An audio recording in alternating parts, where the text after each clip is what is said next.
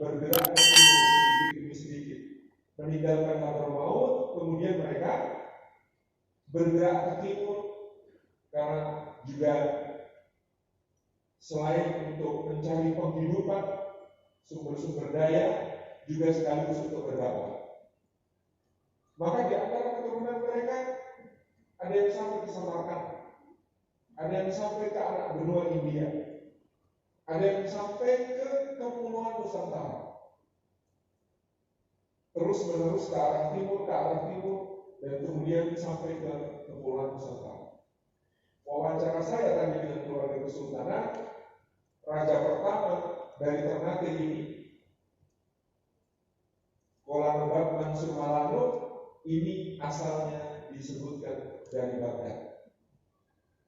Barangkali ini adalah salah satu cabang dari pergerakan para sahabat, para sayyid yang kemudian menuju ke arah timur ini tadi. Dan memang karena mereka ini, para sahabat ini berpostur bagus, berwajah tampan, ya auranya aura kebangsawanan dan kenabian begitu ya.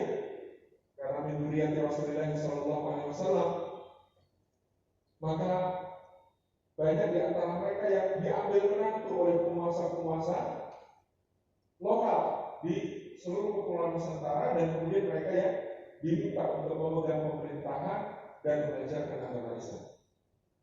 Tadi dari keluarga Kesultanan juga mengatakan bahwa Kolanobat Mansur Malano ini dari dzurriyyah Sayyid Ja'far As-Sadiq bin Muhammad Al-Baqir bin Ali Zain Al-Abidin bin Husain bin Ali bin Abi Thalib. Maka sama dengan keterangan tentang Alawi bin Ubaidillah bin Ahmad bin Isa Al-Najir yang juga berasal dari garis keturunan itu. Jadi saya berharap ini baru hipotesis. Barangkali bahwa masuknya Islam ke Maluku Kiraha berkaitan dengan gelombang kedua ini. Dan saya juga berharap ini berkaitan dengan gelombang ketiga. Gelombang ketiga masuknya Islam ke Nusantara terkait dengan perang salib dan perang dengan Mongol. Kaum muslimin di Timur Dekat, di Timur Tengah, pada saat itu disibukkan oleh jihad fisabilillah sejak tahun 1099 ketika pasukan salib pertama dipimpin oleh Godfrey de Bouillon sampai ke Baitul Maqdis dan melakukan pembantaian besar-besaran sampai Baitul Maqdis ini darah menggenang selutut. Muslim, Kristen Ortodoks, Yahudi semua dibantai, tidak menunggu. Sejak Paus Urbanus kelima berkhotbah di Clermont, Prancis pada tahun 1095, maka berduyun-duyun bangsawan-bangsawan kecil di Eropa Tengah membentuk laskar-laskar untuk berangkat ke Baitul Maqdis. Karena provokator perang salib pertama ini namanya Peter the Hermit, Peter si petapa, seorang yang pulang dari Baitul Maqdis, ketika itu Baitul Maqdis di bawah Daulah Abbasiyah, dan dia menceritakan betapa orang-orang Katolik dari Eropa ketika berziarah ke Baitul Maqdis itu didiskriminasi oleh orang-orang Kristen Ortodoks.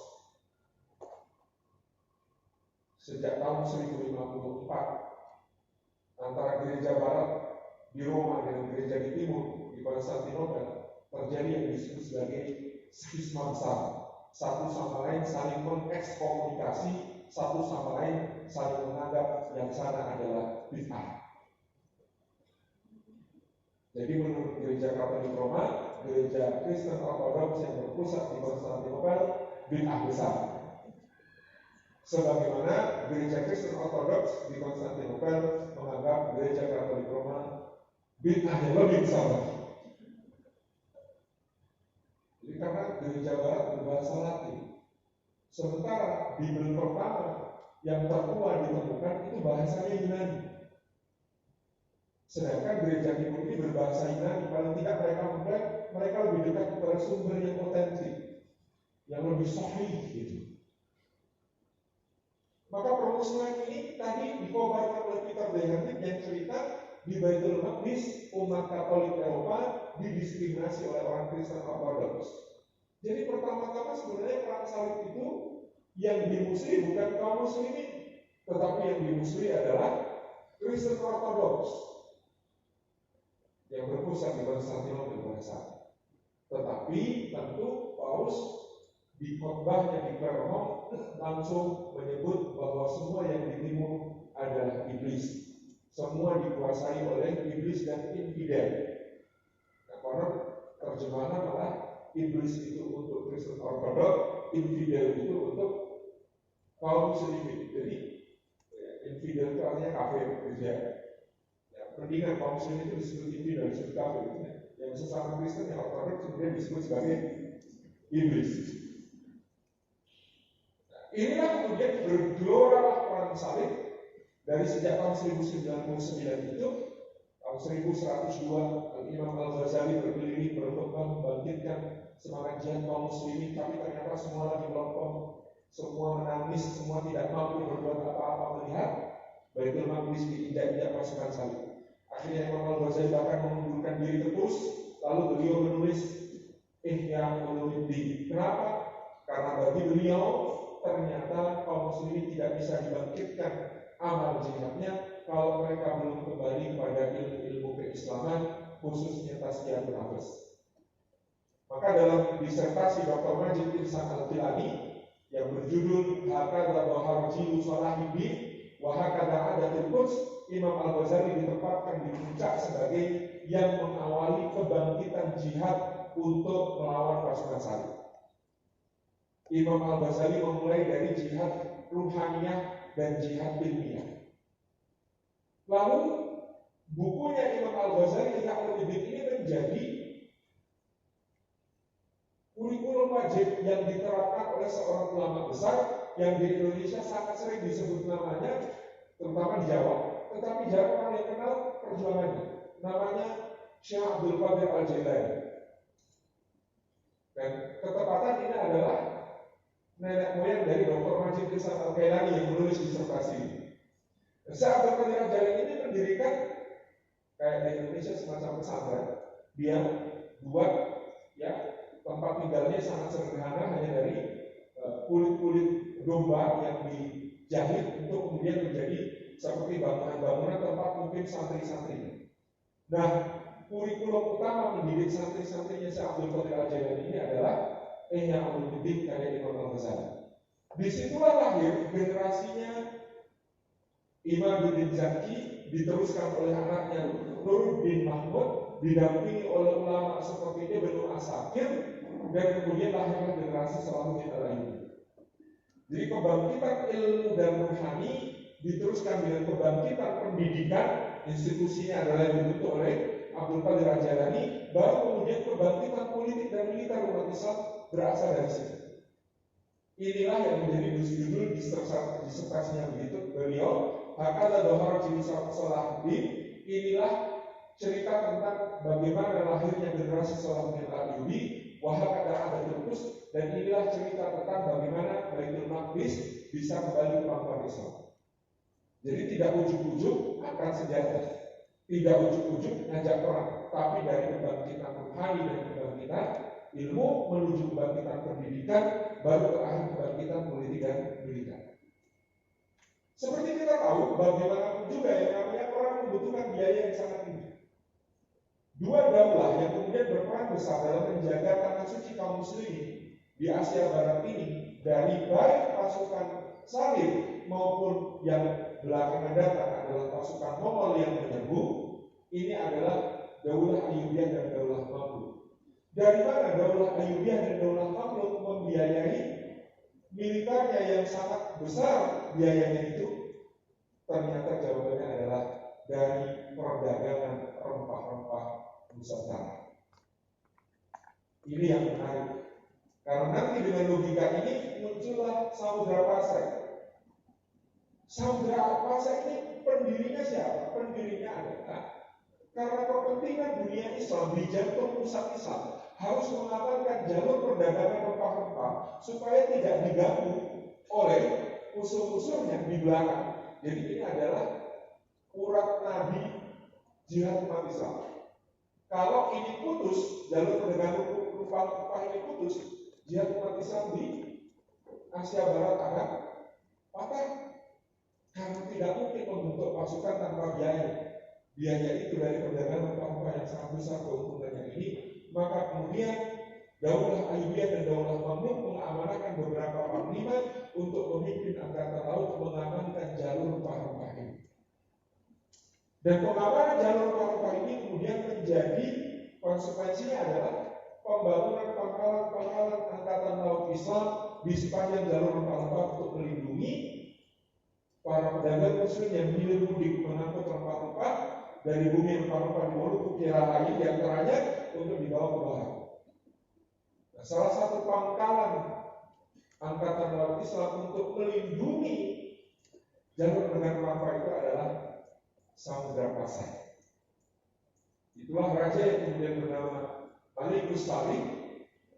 Pada mulanya adalah bernama Merah Silu. Dia orang lokal yang direkrut oleh seorang panglima Daulah Mamluk untuk mengamankan jalur rempah-rempah di sekitar Selat Malaka.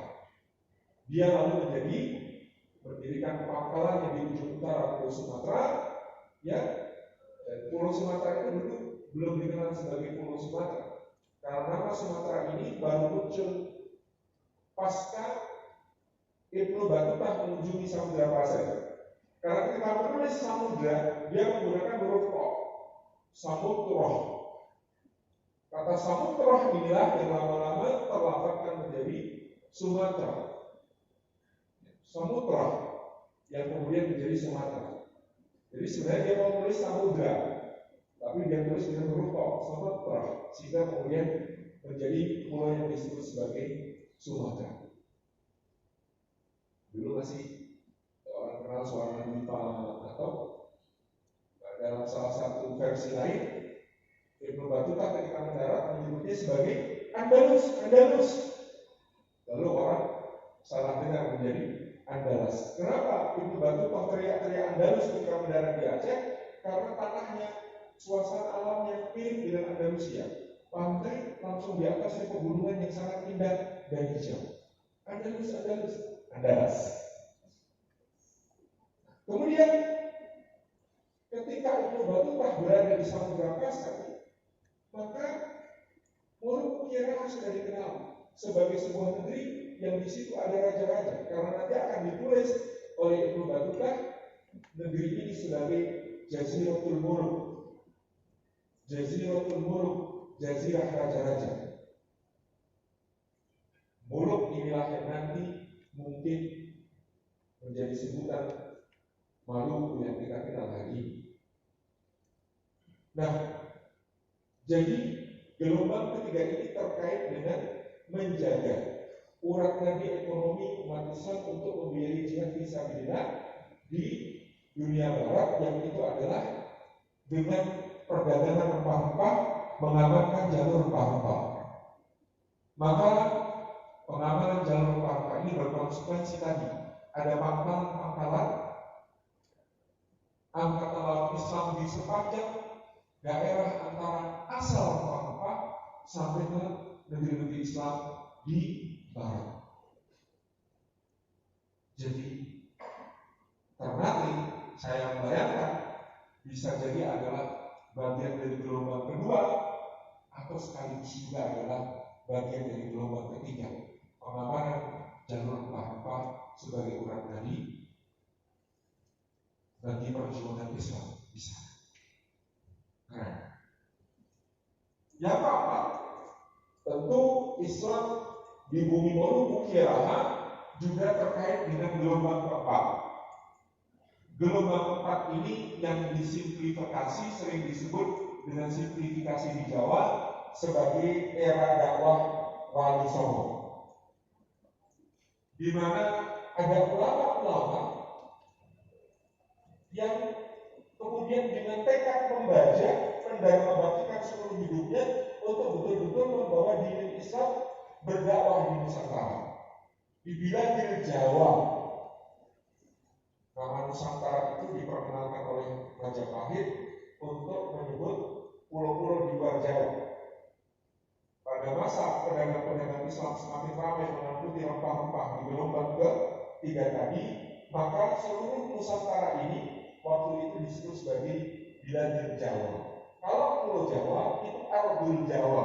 Tapi kalau seluruh kepulauan ini bahkan sampai ke Filipina, ya, sampai ke Semenanjung Melayu itu disebut sebagai Biladil Jawa. Maka orang Malaysia sampai sekarang pakai huruf Arab itu namanya huruf Jawi. Karena itu.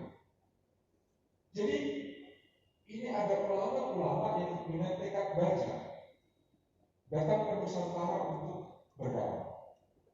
Ada yang menteorikan pengiriman mereka oleh Sultan Muhammad I dari Turki Utsmani dinukil dari sebuah buku yang belakangan menurut Dr. Ahmad Bahtiar amat sulit dibenarkan validitasnya.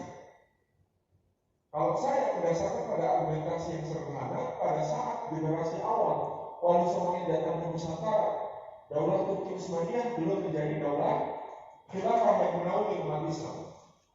Dia baru menjadi kekhalifahan setelah mengambil alih kekuasaan dari Mamluk yang mentahtakan Daulah Abbasiyah di Mesir.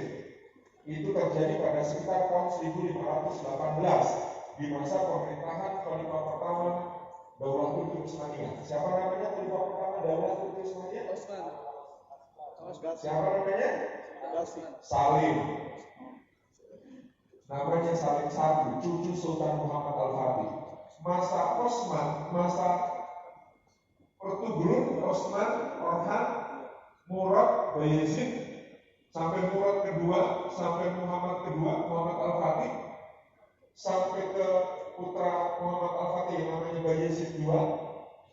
Ini dia masih berbentuk kesultanan kecil, belum menjadi sebuah negeri yang menaungi negeri-negeri Islam yang lain yang seperti kita bayangkan. Jadi Turki Utsmani itu menjadi Daulah Aliyah Utsmaniyah atau yang disimplifikasi menjadi khilafah itu pada tahun 1518 sezaman dengan Demak yang sudah kuat menjadi pemimpin aliansi kota-kota pelabuhan yang Islam di Jawa. Kalau begitu satu abad sebelumnya Turki Utsmani belum seperti itu. Padahal Maulana Malik Ibrahim dicatat sudah mendarat di Jawa pada kira-kira 1405. Berarti Maulana Malik Ibrahim jelas bukan karena dikirim oleh Turki Utsmani, karena jangkauan Turki Utsmani saat itu belum sampai ke situ. Kalau mau menuduh yang mengirim Maulana Malik Ibrahim, kita bisa menuduh Mamluk. Karena lagi-lagi soal mazhab juga berbeda. Turki Utsmani mazhabnya Hanafi, Mamluk mazhabnya Syafi'i. Sementara Maulana Malik Ibrahim dalam Propak Ferrara, sebuah mekar yang ditemukan di Ferrara di Italia, jelas ajaran-ajarannya berlandaskan yang mengajarkan Islam dengan mazhab Syafi'i. Ini yang menarik. Tetapi yang jelas begini, beberapa tahun yang lalu kedutaan besar Azerbaijan di Jakarta menyelenggarakan buka puasa bersama, lalu mereka menampilkan sebuah presentasi tentang hasil riset terbaru tentang Maulana Malik Ibrahim. Rupanya Azerbaijan berhasil membuktikan Maulana Malik Ibrahim itu orang Azerbaijan yang belajar di Mesir, lalu membaca karya Ibnu Battuta, lalu dia menjadi terobsesi untuk berdakwah ke negeri-negeri timur. Kita bisa bayangkan, Maulana Malik Ibrahim ini kemudian berlayar ke timur sampai ke Gresik, dan kemudian sampai di Gresik dia mendapati kerajaan Majapahit yang sedang prihatin karena perang saudara yang disebut perang Malabar. Terjadi krisis sangat besar di mana rakyat ketakutan karena perang, mereka melarikan diri ke gunung-gunung, sawah ladang terbengkalai, krisis pangan melanda, kelaparan di mana-mana. Maka dalam serat Babat Parawali atau serat Wali Sanad ditemukan catatan bahwa Maulana Malik Ibrahim datang ke Jawa pertama-tama bukan bikin pesantren, tetapi bikin bendungan dan mencetak sawah untuk menjawab persoalan masyarakat ketika itu yang sedang dalam krisis pangan. Jadi itulah rintisan dakwah dari gelombang keempat yang disebut gelombang para wali. Tentu di sini kita menemukan pelajaran-pelajaran yang luar biasa di mana para ulama ini datang dengan keterampilan yang hebat, keterampilan yang dahsyat dalam berbagai bidang kehidupan, bukan cuma bidang keagamaan.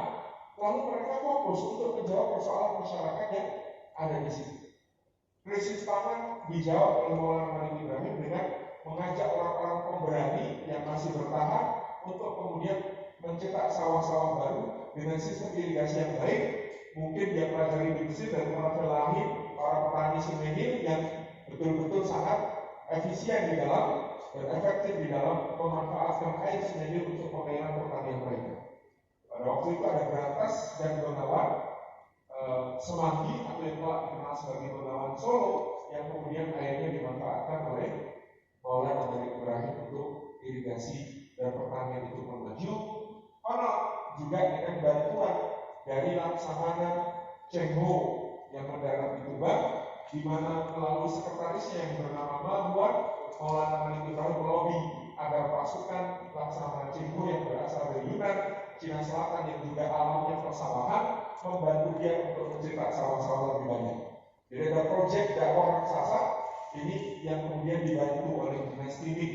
Ya, mungkin ini dinasti Ming menembus kesalahannya dinasti Tang dulu gitu ya.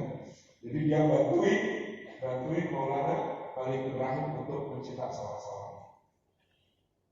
Generasi ulama yang datang berikutnya juga datang dengan keterampilan yang luar biasa. Saya akan langsung loncat ke yang terkait dengan Maulana Kiai.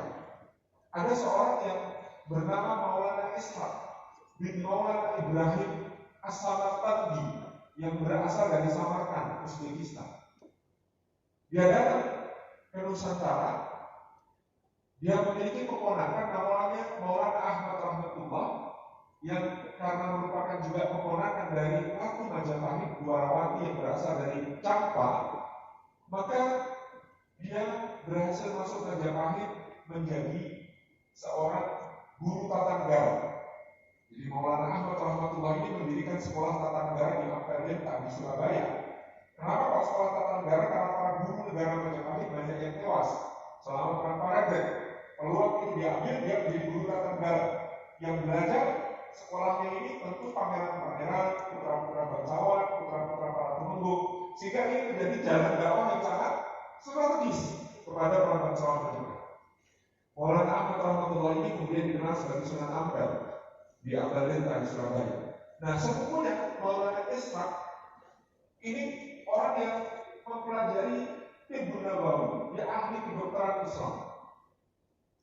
Pada saat itu dia mendengar terjadi wabah di ujung timur Pulau Jawa yang pada saat itu disebut sebagai kerajaan Belambangan. Dalam Babat disebut rajanya adalah anak sembuyu punya putri namanya Dewi Skandari. Maka Maulana Ishaq dengan keterampilan medisnya bergegas berlayar ke Belambangan atau daerah Banyuwangi sekarang. Di sana menawarkan jasa kepada raja untuk mengatasi wabah. Wabahnya saat itu parah, pagi sakit sore mati, sore sakit pagi mati, dan bahkan putri Sekar Dalu ini juga mengalami sakit. Sang raja sudah memberikan sayembara, siapa yang bisa menyembuhkan putrinya akan diangkat menjadi menantu. Maulana Ishaq berhasil mengatasi wabah di Belambangan dan bahkan berhasil menyembuhkan sang putri. Maka dia pun dinikahkan dengan sang putri. Pernikahan ini ternyata menimbulkan kedengkian dari beberapa keluarga kerajaan, sehingga Maulana Ishaq ini difitnah bermacam-macam sampai dia diusir pergi dari Belambangan, meninggalkan Dewi Skandadu, istrinya yang telah menjadi muslimah dalam keadaan hamil. Anak ini lahir oleh kakeknya diberi nama Raden Paku. Lagi-lagi karena hasutan orang-orang yang ada di sekitarnya, Raden Paku ini bahkan dilarang ke laut supaya tidak menjadi sumber kesialan bagi kerajaan Belanda. Dia ditemukan oleh seorang saudagar namanya Nyai Ageng Pinati yang memiliki kantor dagang di Gresik. Raja Pinati menamai anak ini Joko Samudro alias Jaka Samudra atau pemuda lautan karena ditemukannya di laut. Jaka Samudra ini ternyata sudah dididik dagang sedemikian rupa oleh ibu angkatnya, ketertarikannya pada ilmu agama. Maklum, anak siapa dulu gitu ya. Waktu itu dia belum tahu siapa ayahnya. Sampai akhirnya kemudian dia berguru ke Ampel, ke Surabaya, ke Maulana Ahmad Rahmatullah alias Sunan Ampel. Lalu dikirim ke Pasai karena Maulana Ahmad Rahmatullah punya firasat sepertinya ini adalah putra dari sepupunya tadi, Maulana Ishaq bin Ibrahim As-Samarqandi yang sekarang mungkin di Pasai. Pergi ke Pasai, belajar kepada seorang ulama namanya Maulana Ishaq. Kalau Allah berkenan tunjukkan, maka biarlah Allah yang menunjukkan hakikat kepada. Betul dia berlayar ke Pasai, bertemu Maulana Ishaq. Maulana Ishaq langsung mengenali, kamu putraku. Diajarilah berbagai macam ilmu agama, kemudian Maulana Ishaq menamai anaknya ini Maulana Ainul Yakin. Karena dia sudah melihatnya dengan mata kepala sendiri sehingga yakin ini anaknya, ini Maulana Ainul Yakin.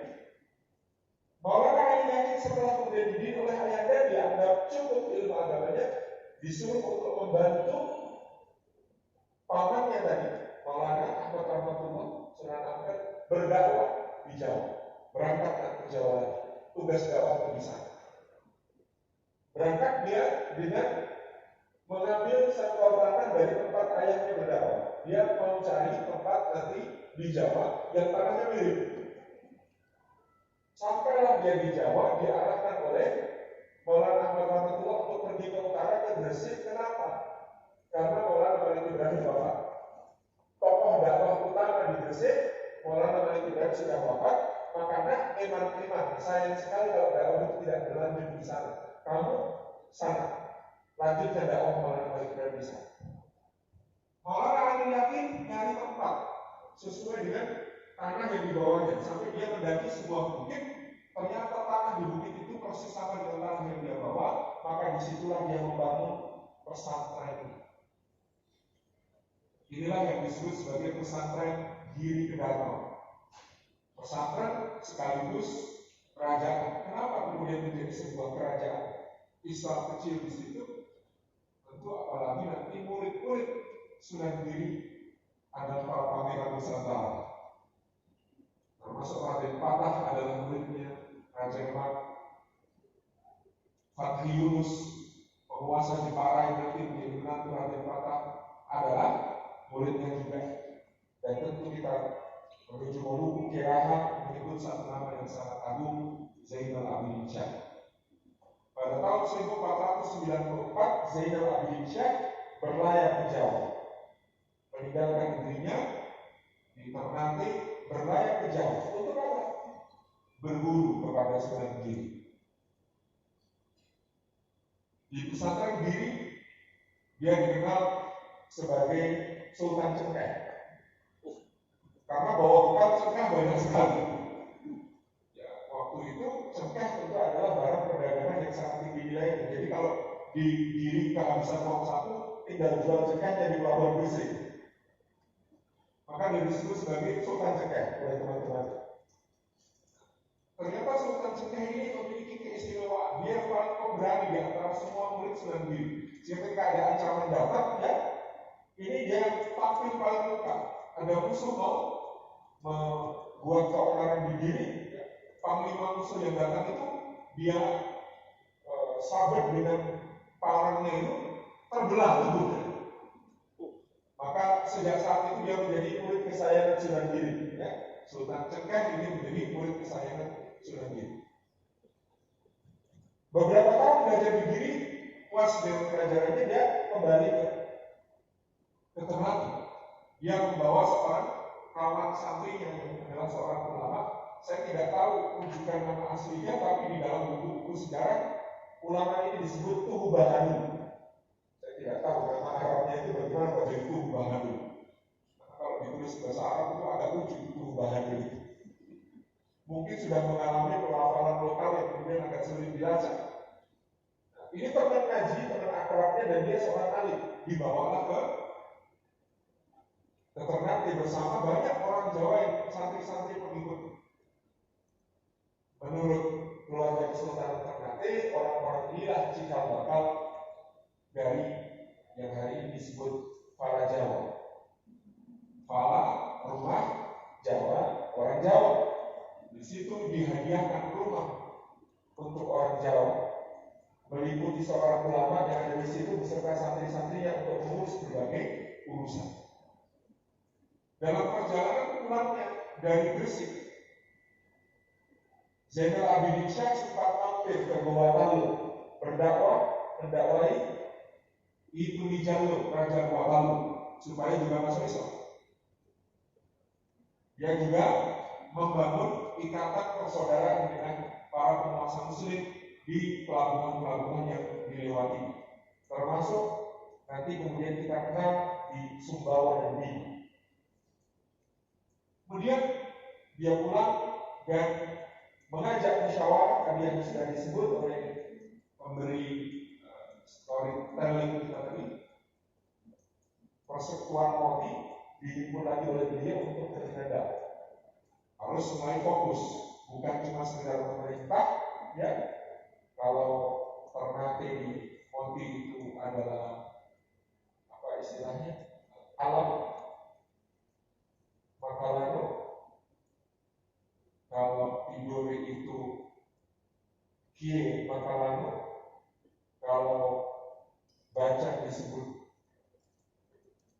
Dehe Makalano, kalau Cenggol disebut Jiko Makalano, mengurus urusan yang berbeda-beda, dari urusan pemerintahan, urusan pertahanan, urusan ekonomi, dan urusan teritorial. Maka Zainal Abidin Syah mengajak mereka untuk menambah satu hal yang sangat penting, yaitu bersama-sama memajukan urusan dakwah. Kita sampai di gelombang ke-40. Karena ini adalah yang sangat luar biasa. Meskipun sebenarnya gelombang kelima ada. Nanti termasuk gelombang kelima itu adalah apa yang dilakukan oleh Babulah dan Syah dari Ternate ataupun Nunggu Muhammad Amiruddin dari Tidore. Itu adalah gelombang kelima, yaitu jihad para raja Nusantara. Tetapi saya kira waktu juga yang berbatas kita hentikan sampai di sini. Yang patut kita ambil sebagai catatan berkaitan dengan tema kita melalui peran pemuda Islam, maka kita bisa melihat tadi bagaimana pemuda Islam masa kini satu, harus melek wawasan dakwah dan wawasan internasional. Di dunia ini tidak ada peristiwa yang bersifat lokal lagi.